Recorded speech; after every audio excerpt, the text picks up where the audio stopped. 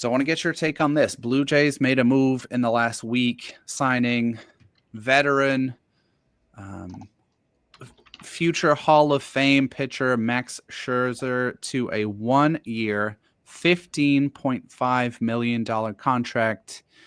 We've talked a lot on our show about how the Blue Jays are often maybe perceived as the bridesmaid for a bunch of these free agent deals. They bring in Scherzer to strengthen the back end of what is a pretty solid rotation. You've got Gausman, Brios, Chris Bassett, Francis Bowden, or Bowden Francis rather. So your take on Max Scherzer to the Jays? Good move. What say you? Well, I think at this point in his career, uh, it's worth taking the risk because, like you mentioned, future Hall of Famer, and we've seen pitchers do this thing where they get older and you think they're washed, and then all of a sudden they're not. Mm-hmm. And Scherzer hasn't thrown 200 innings in a year since 2018, so it's been a while. But it wasn't that long ago in 2021 when he struck out 236 and 180 innings. He threw 150 innings as recently as 2023.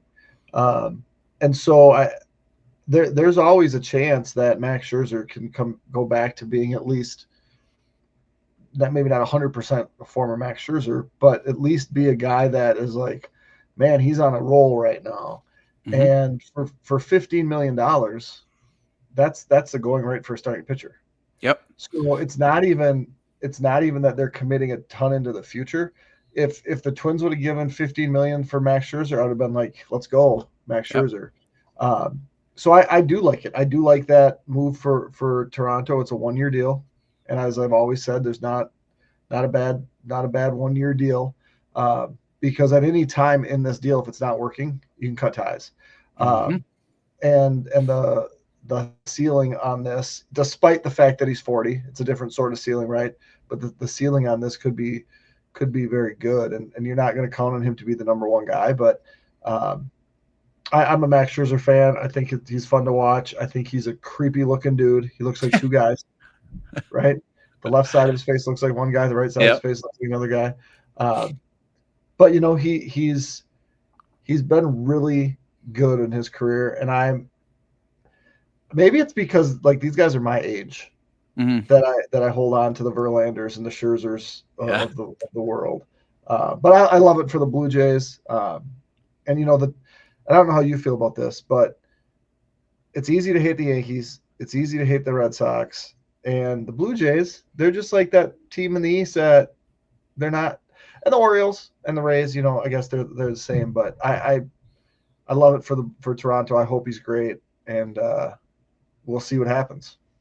I love the Blue Jays, dude. And like we've touched on this a little bit, but I enjoy the Blue Jays. I like them to be successful, mostly at the expense of certain other teams in the AL East. But also, that city will get super into it if their team is good, and I always think that's really fun.